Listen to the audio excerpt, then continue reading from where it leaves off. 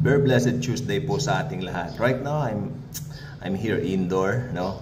Medyo may ginagawa po kasi sa likod. Sayang, makulimlim pa naman ang panahon, pero may binabagbag po kasing pader po sa likod, pinapagawa po namin. That's why. So, dito muna po tayo sa loob. Indoor tayo, indoor Bible study. So, napakaikli lang po ng mga talata. Magkahiwalay pong talata in one chapter. Okay, pinaghiwalay ko, dalawa po siya. Isang chapter 20, isang verse 20 tsaka isang verse 25, no? So, ganun po. So, pag-aaralan po natin dito, ang context po kasi nito ay mga bulaang propeta. Binabanggit dito yung mga bulaang propeta, yung mga nagkokos ng division sa church. Ito po ay balang araw mapagtatagumpayan po natin. Okay? At may sinabi si Pablo, sa bandang huli ng kanyang sulat na ito, napakaganda po na talagang applicable po maging sa kapanahunan natin ngayon, na talagang iniisip na po natin halos na pawang kasamaan na lang ang nasa paligid, wala na natitirang kabutihan. Okay? So, I understand you. Okay? I feel you. It's the same feeling that I have na parang, pero alam mo kung tutuusin po talaga, wala na po talagang pag-asa ang mundong ito. Patapon na po ang mundo. Ha? Patapon na ang mundo. Kaya nga po, only Jesus Christ can bring true peace. If Jesus Christ is not the leader of this world, wala tayong aasahan. Okay, basahin po natin. Romans chapter 16, unahin natin ang verse 20, nabanggit ko na kanina, no? And the God of peace will crush Satan under your feet shortly. Ibig sabihin, sa lalong madaling panahon, yung shortly dito, sa lalong madaling panahon, the Lord will crush Satan under your feet. Okay, and the grace of our Lord Jesus Christ be with you. Amen and amen. Ito pa may maganda rito in 25. It's so inspiring. Now to Him who is able to establish you. Okay, yung una, now to Him who is able, okay, to establish you. Only Jesus can establish you. Only Jesus can establish me. Only Jesus can establish us. Ha? Sabi dito, now to Him who is able to establish you according to my gospel and the preaching of Jesus Christ. Sabi ni Pablo, according to my gospel. Simple lang po yan. Ba't sinabi niya my gospel? Dahil ipinagkatiwala po kay Pablo ang preaching ng gospel of grace. Okay? Ang dala ni Pablo, grace preaching. Okay? Kaya ang sarap po sa biyaya. Okay? Si Peter, nangaral din po siya ng grace, pero siya po ay sent talaga sa mga Jews. Pero si Paul, kung tutuusin po, he is the apostle to the Gentiles. And it's very, very clear in the scripture. Kaya niya tinawag, my gospel. It's very clear in the scripture. Okay? So, si Pablo po, sabi niya, only Jesus can establish us. Hindi mo pwedeng ilagay sa gobyerno ang iyong pag-asa. Hindi mo pwedeng ilagay sa mga mayayaman na taong yung pag-asa. Hindi mo pwedeng ilagay lalo sa perang yung pag-asa. Lately, may balita po na sa Amerika po, parang ang sabi nila, sinabi rin ng auntie ko, parang something like mape-phase out na raw yung pera na physical. Magiging digital currency na. Yan ang report kanina doon sa Wisdom Channel, no? Na darating ang panahon puro cryptocurrency na. Yung mga Bitcoin, if you notice it, puro digital na. And why? Dahil hinahanda na po nito ang pagdating ng Antikristo, dahil sa tribulation, the Antichrist will use those things. Ha?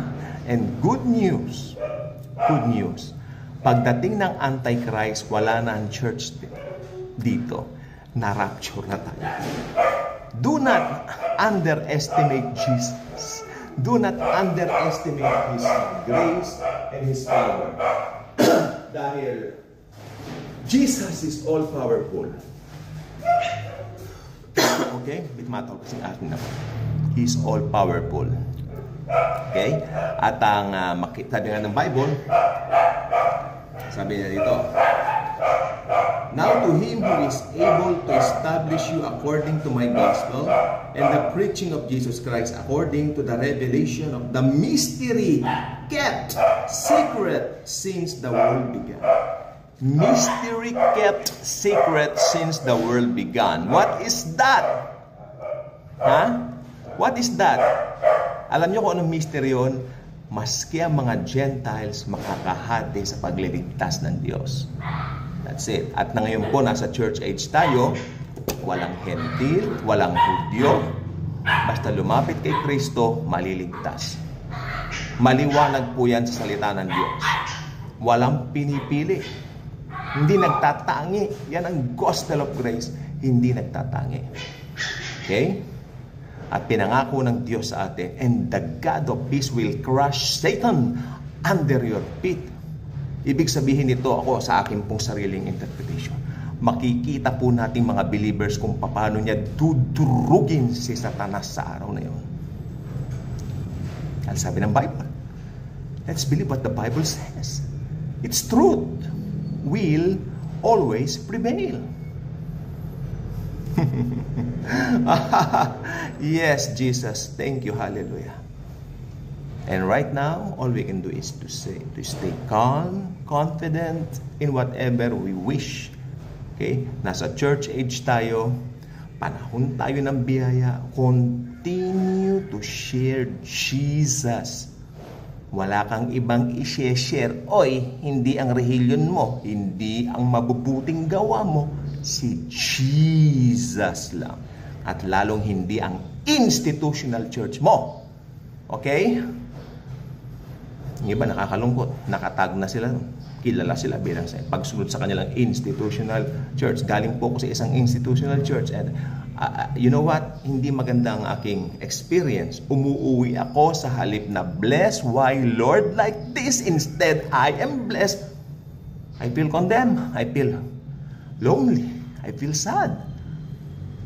I feel a little heavy in the heart during that time. And the only explanation I can give you right now was, nung araw, siyempre, yung nangyari noon ay hindi na pre-preach ng mabuti ang gospel of grace.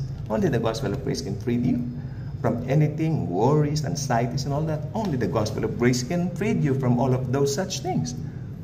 That's why we really need to concentrate on Jesus. Wala nang iba. Concentrate on His love for you. Kung anong ginagawa niya sa buhay.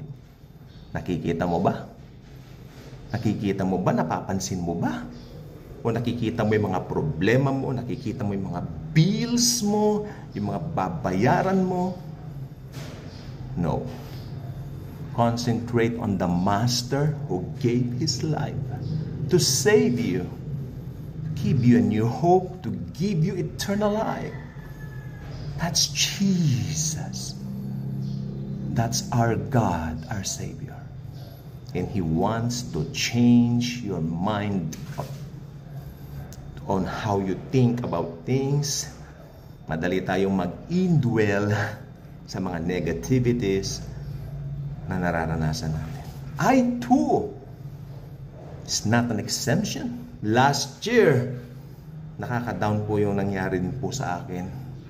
But of course, hindi ko na po i-elaborate dito. I don't want to magnify it anymore. I just want to magnify Jesus. My Jesus. My sweet Lord Jesus. Alone. Alone. Alone. Sapat na. At higit pa. Kung di pa kayo subscriber ng Daily Good Vibes, i-share nyo sa buong mundo ang channel na ito. Yung channel na ito ay walang ibang itinatas kundi si Jesus at ang kanyang tinapos na gawa sa cross. Gusto ni Jesus, i-share nyo ang Daily Good Vibes dahil maraming kaluluwa pa ang maliligtas sa pamamagitan ng Daily Good Vibes channel na ito. Dahil dito, ang bida ay si Jesus at ang ginawa niya sa krus ng Kalbaryo. Kaya mga ka-good vibes, kung hindi pa kayo ka-good vibes, huwag kayong magpapahuli. Maging ka-good vibes na kayo, mag-subscribe na kayo.